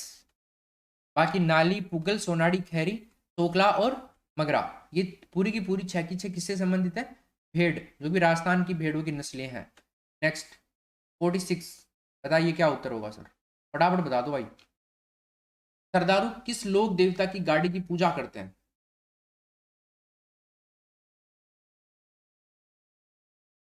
आप में से भी कई लोग करते होंगे, करते होंगे। बाबा झुंझार जी, बाबू जी, हड़बू जी और वीर कल्ला जी। तो मेरे दोस्तों यहाँ पे जो आंसर होगा ना वो होगा हड़बू जी। तीसरा ऑप्शन राइट आंसर क्या हो जाएगा, हड़बू जी हो जाएगा। नेक्स्ट 47 नंबर के प्रश्न में उत्तर बताओ सर क्या होगा।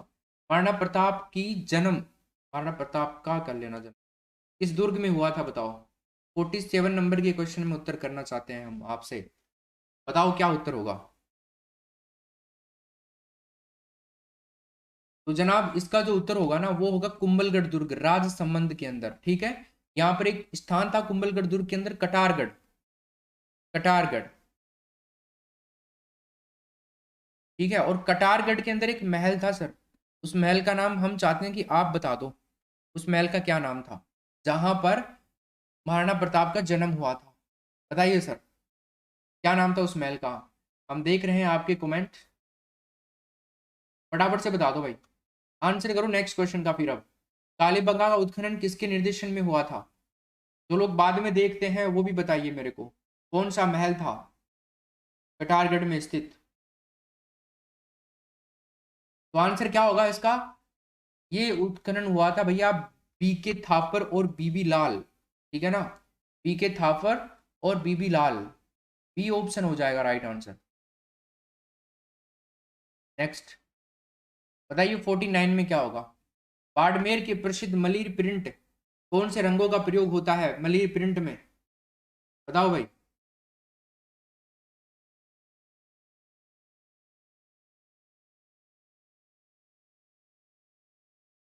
दोस्तों इसका आंसर होगा कत्थई व काला, पहला ऑप्शन राइट आंसर। 50 नंबर का प्रश्न भी देख लो बाप, बताइए। भरत, सूफ, पूरम जी, आरी किससे संबंधित है, बताओ सर क्या होगा। पीतल की नक्काशी, गलीचा व दरी उद्योग, ब्लू पोट्री, कढ़ाई व पेंच वर्क। तो सर देखिए यहाँ पे ना आपका आंसर होगा कढ़ाई व पेंच work, D option right answer हो जाएगा इसका। ठीक है, yes, D option. Next question देखिए अब आप 51 में, सामाजिक विज्ञान शिक्षण की वह कौन सी पद्धति है जो दोषपूर्ण होते हुए भी सर्वाधिक रूप से प्रयुक्त होती है, बताइए उत्तर क्या होगा।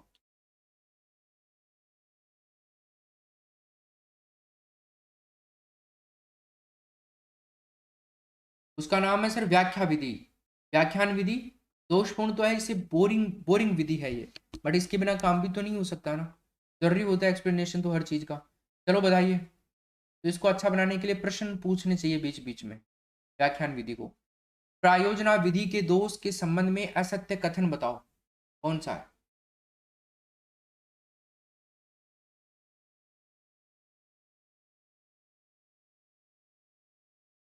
क्या उत्तर होगा, छात्रों में निराशा पैदा होती है, ये ठीक नहीं है भैया, डी ऑप्शन। प्रायोजना विधि के संबंध में असत्य कथन, निराशा पैदा नहीं होती है, ये तो उल्टे ज्यादा और एक्साइटेड होते हैं ऐसे पढ़ने के लिए, प्रायोजना मेथड। नेक्स्ट 53 में बताइए, वह विधि जिसका आधार निरीक्षण की प्रक्रिया है, क्या उत्तर होगा बताओ। वो विधि जिसका आधार निरीक्षण की प्रक्रिया है, आंसर कीजिए सर, क्या हो जाएगा, भ्रमण विधि, नंबर 1 ऑप्शन हो जाएगा सर आपका। ठीक है, नेक्स्ट 54 में उत्तर बता दो, सामाजिक अध्ययन विषय के शिक्षक में निम्न गुण आवश्यक है, बताइए कौन से गुण आवश्यक होते हैं सामाजिक अध्ययन विषय के शिक्षक के अंदर। तो गाइस देखिए इसका जो उत्तर होगा ना वो होगा उपरोक्त सभी, डी ऑप्शन राइट आंसर। बौद्धिक योग्यता, बौद्धिक जागरूकता और उदार दृष्टिकोण, राइट। नेक्स्ट क्वेश्चन है आपका, सबसे अच्छी शिक्षण विधि वह है जिसमें, बताइए क्या होता है।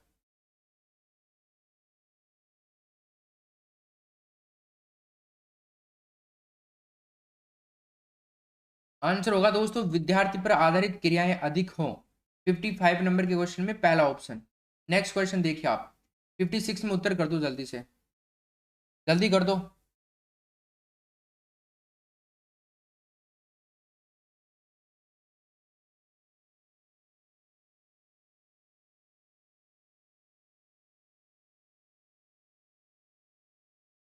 बहुत ही अच्छा।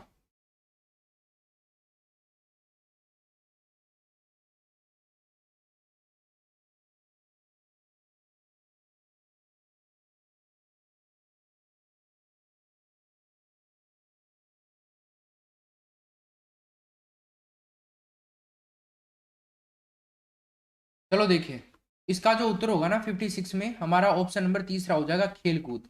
प्राथमिक स्तर के बालकों के लिए उपयुक्त पद्धति कौन सी है, खेलकूद है सर। अगला देखो, खेलकूद के द्वारा प्राथमिक स्तर के बालकों को आप बढ़िया सिखा सकते हो, उनका विकास कर सकते हो, उनके मानसिक विकास भी अच्छा होता है, शारीरिक भी अच्छा होता है, सर्वांगीण विकास ही होता है इससे। प्राथमिक स्तर के बालकों के लिए उपयुक्त पद्धति बताइए वापस से आप, वो तो होगी आपकी खेलकूद। अब 57 में उत्तर बता दो आप, अध्यापक कथन किया जाता है, बताओ।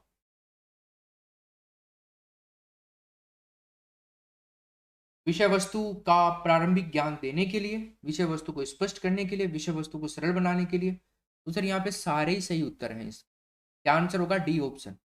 ठीक, 58 को देख लो बाप, निम्नांकित में से श्रव्य दृश्य शिक्षण प्रणाली के बारे में बता दीजिए। सर ए होगा कि बी होगा कि सी होगा कि डी होगा, क्या होगा। निम्नांकित में से श्रव्य दृश्य सामग्री, टेलीविजन, रेडियो, ग्रामोफोन और टेप रिकॉर्डर। तो सर आंसर क्या होगा, नंबर 1 ऑप्शन, टेलीविजन हो जाएगा सर। श्रव्य भी है, दृश्य भी है, देख भी सकते हैं, सुन भी सकते हैं। 59 में उत्तर बता दीजिए अब आप, क्या होगा। मूल्यांकन है, 59 में मूल्यांकन है, आंसर कीजिए सर क्या होगा।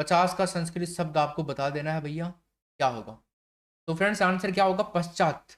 डी ऑप्शन राइट आंसर, क्या हो जाएगा, पश्चात हो जाएगा, ठीक है ना, यस, पश्चात हो जाएगा, डी ऑप्शन, संस्कृत का ही शब्द है। नेक्स्ट क्वेश्चन देखिए 6 नंबर का, बताइए क्रमवाची शब्द किन किन लिंगों में बनते हैं, आंसर कीजिए आप, क्या हो जाएगा। क्रमवाची जो शब्द होते हैं ना, कौन कौन से लिंगों में बनते हैं सर बताओ। तो गाइस देखिए क्रमवाची जो शब्द होते हैं ये बनते हैं तीनों लिंगों के अंदर, डी ऑप्शन होगा इसका सही उत्तर। कितने लिंगों में बनते हैं, तीनों लिंगों में बनते हैं ये। अगला क्वेश्चन, ये भी बता दो आप मेरे को 7वें नंबर का, धात्री शब्द का प्रथमा विभक्ति बहुवचन में क्या रूप बनेगा बताओ। धात्रिणी, धात्रणा, धात्रिणी, धात्रा।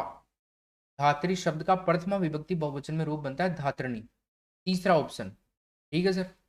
अगला देखिए, बताओ उत्तर क्या होगा इसका। एक सर्वनाम शब्द के सभी विभक्ति सभी वचनों में कितने पद बनते हैं बताओ। याद रखना कितने बनते हैं, 15 बनते हैं, नंबर 1 ऑप्शन हो जाएगा इसका। अगला क्वेश्चन देखिए 9 नंबर का, बताओ क्या होगा। स्था धातु लट लकार प्रथम पुरुष बहुवचन में क्या रूप बनता है, शुद्ध, क्या बनता है तो बताओ जरा। शास्यति, शास्यन्ति, तिष्ठन्ति, तिष्ठति। तो आंसर होगा तिष्ठन्ति, तीसरा ऑप्शन राइट आंसर, ठीक है ना भाई, तिष्ठन्ति हो जाएगा। क्वेश्चन नंबर 10 में उत्तर बता दो आप। जो वर्ण अकेले नहीं रह सकते ना, क्या कहलाते हैं बताओ भाई। जो वर्ण अकेले नहीं रह सकते क्या कहलाते हैं मेरे दोस्तों, जो वर्ण अकेले नहीं रह सकते ना वो कहलाते हैं अयोगवाह है, डी ऑप्शन होगा आपका इसका सही उत्तर, अयोगवाह है। नेक्स्ट क्वेश्चन भी देख लीजिए आप, ते प्लस अपी में क्या संधि बनती है, जल्दी से उत्तर कीजिए। ते प्लस अपी, फटाफट करो भाई। ते प्लस अपी में क्या संधि बनती है, सर ये बनती है ते अपी, ठीक है ना। अवग्रह चिन्ह बताओ कौन सी संधि में होता है, आपने पढ़ी रखी होगी, मैंने पढ़ाई है बहुत बढ़िया तरीके से तुम्हें। अगला देखिए, साप्ताहिक प्रत्यय रूप में प्रकृति प्रत्यय क्या होगा, इसमें आपको प्रत्यय की प्रकृति बतानी है साप्ताहिक के अंदर। इक, इक कोई इक कर रहे हैं, हिंदी नहीं है सर ये होगा आंसर नंबर बी, सप्ताह प्लस ठक, इक में चेंज होता है फिर वो, कई सूत्र वगैरह अलग लगा करके। अगला देखिए, छात्र पुस्तक पठती पठती, इस वाक्य में कर्म क्या है बताओ भाई। ये तो बहुत आसान है सर, बहुत ही आसान, छात्र है पुस्तकम पठती, कम करिएगा इसको आप है ना। तो क्या उत्तर हो जाएगा इसमें, पुस्तकम सर यहाँ पे कर्म है, ठीक है ना, यस। यहाँ पे पढ़ने की क्रिया है ना कर्म के साथ में आ रही है, मतलब सकर्मक क्रिया का एग्जाम्पल है। अगला देखिए 14 नंबर के प्रश्न में उत्तर बताओ। अहम शब्द रूप पद किस शब्द से निष्पन्न होता है बताइए। तो दोस्तों यहाँ पे जो उत्तर होगा ना वो होगा अश्मद, तीसरा ऑप्शन सही उत्तर, अश्मद। नेक्स्ट 15 बताओ तो, जिसे प्रत्येक चरण में जगण तगण जगण और दो गुरु, तो वो छंद बता दो सर। प्रत्येक चरण में जयगण तैगण और जयगण, जय तय जय और दो गुरु लास्ट में, तो सर कौन सा होता है वो।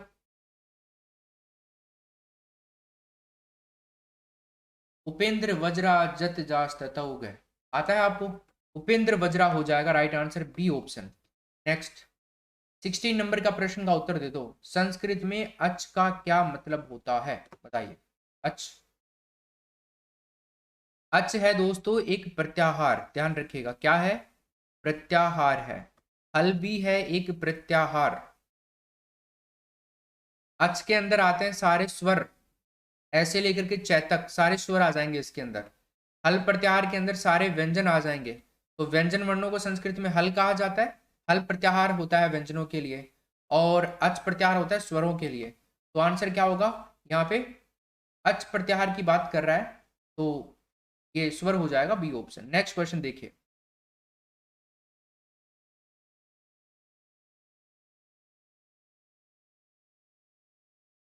चलो बताइए सर। अहम सूर्य पश्चिमी में सूर्य का कारक बता दो आप, क्या होगा। अहम सूर्य पश्चिमी, तो कौन सा कारक है सर यहाँ पे? कर्म कारक है। नंबर 1 ऑप्शन होगा इसका। अगला क्वेश्चन, अक प्रत्याहार के अंतर्गत आता है। बताइए भाई, अक प्रत्याहार के अंतर्गत क्या आता है? उत्तर कर दो जल्दी।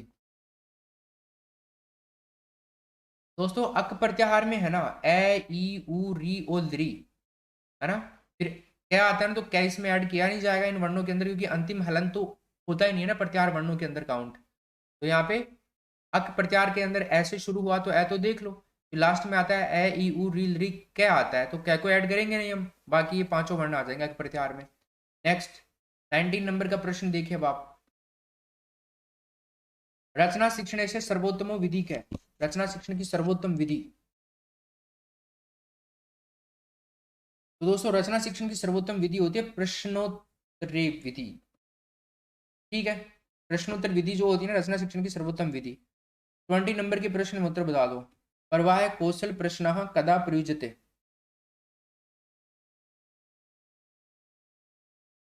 प्रवाह कौशल प्रश्न कदा प्रयुज्यते, राइट आंसर होगा सर यहाँ पे पाठस्य अवसाने। तीसरा ऑप्शन राइट आंसर, ठीक है ना, पाठस्य अवसाने। अगला प्रश्न देखिए, बुद्धि में इनपुट है। बताइए सर, बुद्धि में इनपुट है।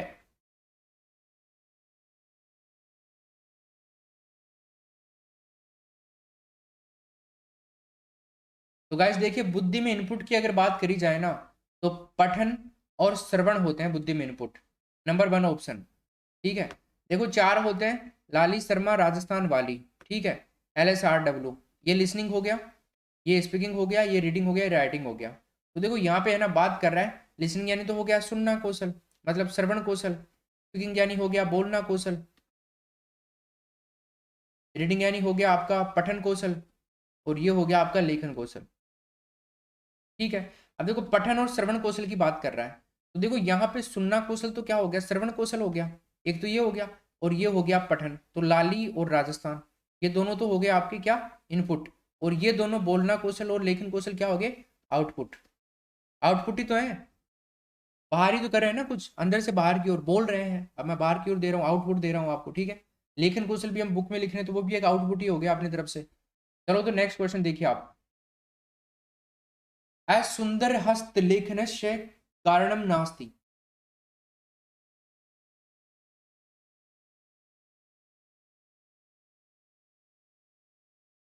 क्या उत्तर होगा भाई इसका, फाउंटेन। लेखन या अप्रयोग है, अप्रयोग है, उत्तर हो जाएगा इसका। नेक्स्ट 23 नंबर के प्रश्न में उत्तर करो। छात्राणाम संवेद स्वरेण वदनस्य अभ्यास केन विधिना कार्यते। क्या उत्तर होगा भाई जी इसका, उत्तर होगा सामूहिक पठन विधना, ठीक है ना, तीसरा ऑप्शन सामूहिक पठन विधिना। नेक्स्ट बताइए, भाषा कौशल की 4 सोपानों का क्रम बताओ। अभी मैंने आपको बताया लाली शर्मा राजस्थान वाली, ठीक है, लिसनिंग स्पीकिंग रीडिंग और राइटिंग। तो यहाँ पे उत्तर क्या हो जाएगा आपका, श्रवण आएगा सबसे पहले। तो श्रवण किस में है, एक में, इसी में है, पहले में। तो बाकी को आपको देखने की जरूरत नहीं है, एक भी आता था तो उत्तर सही कर सकते हो, भाषण पठन और लेखन, ठीक है, LSRW। नेक्स्ट 25 में बताओ, व्याख्यानम कति विधम भवति, बताना। व्याख्यानम कति विधम भवति, षड विधम, बी राइट आंसर हो जाएगा इसका। 26 नंबर का क्वेश्चन देखिए सर क्या होगा, सहयोग विधि अपरम नामम किम। सहयोग विधि जो है ना, इसका अपरम नाम क्या है, अपर नाम मतलब दूसरा नाम, सहयोग विधि का दूसरा नाम। तो भैया देखिए सहयोग विधि का दूसरा नाम है समवाय विधि। क्या होगा, बी ऑप्शन राइट आंसर, ठीक है ना। नेक्स्ट चलो बताओ, श्रुत्वा अर्थ ग्रहणम किस कौशल का उद्देश्य है। सुनकर के अर्थ ग्रहण करना कौन से कौशल का उद्देश्य है। देखिए गाइज ये है श्रवण कौशल का, ऑप्शन नंबर क्या होगा, पहला ऑप्शन। भाई श्रवण कौशल का ही तो है। श्रवण कौशल कब माना जाएगा, जब आप सुन रहे हो और अर्थ भी ग्रहण कर रहे हो। सुन ही रहे हो एक कान से निकाल रहे हो, तो फिर गलत बात है भाई, फिर वो नहीं माना जाएगा श्रवण।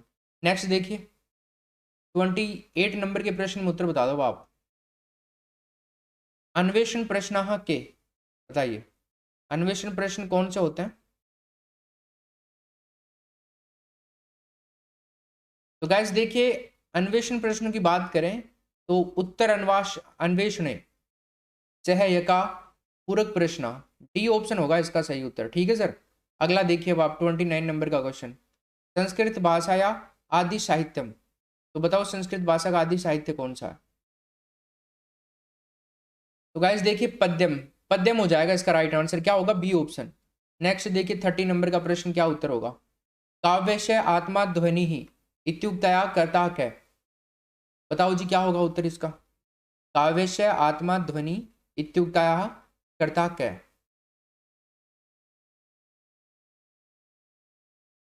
तो दोस्तों इसका जो उत्तर होगा ना वो होगा आनंद वर्धन।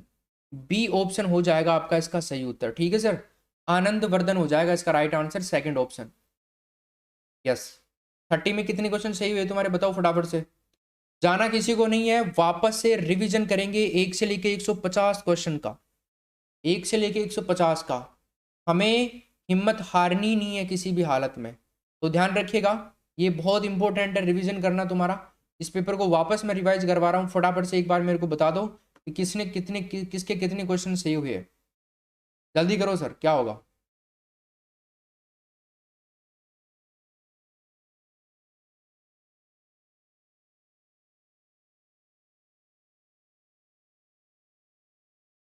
बहुत अच्छा, बहुत अच्छा सर, बहुत अच्छा।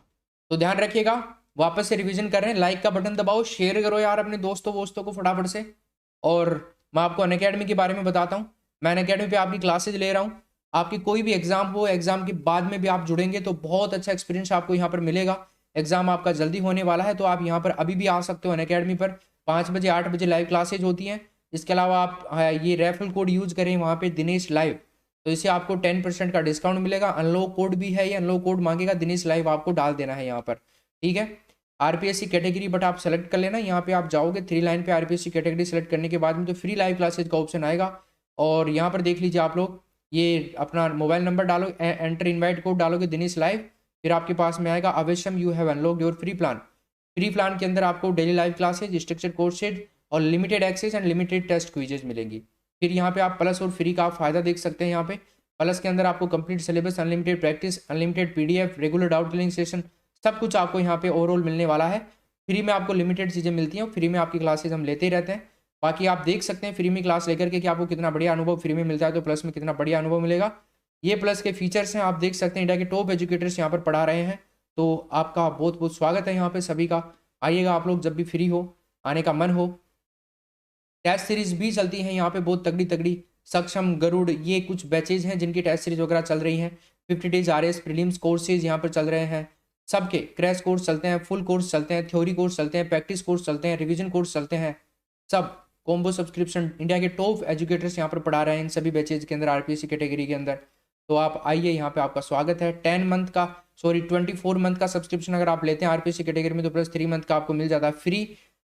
Referral code Dinesh live use करोगे तो 7560 रुपये में आपके ये पड़ेगा। इसमें आप आरएएस के बैच में बैठ सकते हो, इसमें आप पटवार के में बैठ सकते हो, इसमें आप read first grade second grade किसी भी बैच में बैठ सकते हो। एक साथ 10 बैचेज में बैठो, कोई दिक्कत नहीं है। ठीक है, so thank you so much.